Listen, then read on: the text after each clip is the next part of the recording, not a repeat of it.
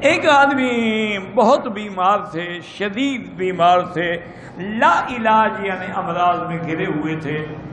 تو انہوں نے خواب دیکھا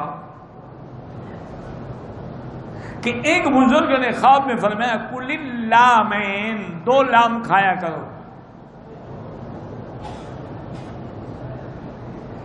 اب وہ پریشان ہو گئے، یہ 2 لام کیا مانا؟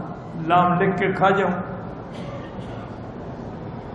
وہ بڑا پریشان ہوا. تو اس زمانے میں محمد بن سیرین رحمۃ اللہ علیہ کا دور تھا، جو علم التعبیر میں امام تھے، خوابوں کی تعبیر دینے میں اپنے وقت کا امام تھا.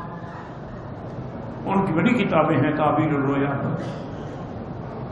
وہ ان کی خدمت میں آئے. انہوں نے کہا حضرت مجھے یہ تکلیف ہے، اس کا علاج نہ ڈاکٹروں کے پاس ہے نہ حکیموں کے پاس ہے، لیکن میں نے رات روتے روتے سویا تو خواب میں دیکھا کہ ایک بزرگ کہہ رہے ہیں اللہ کے بندے کل اللامین، 2 لام کھاؤ.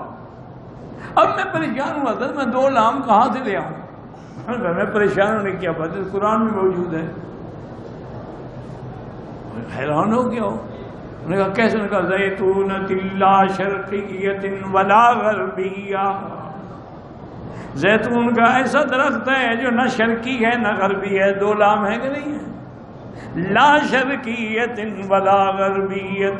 زیتون کھاؤ، زیتون کھاؤ، زیتون کا تیل پیو، بس تیرا یہی علاج ہے. انہیں چند دن کیا وہ ٹھیک ہو گیا.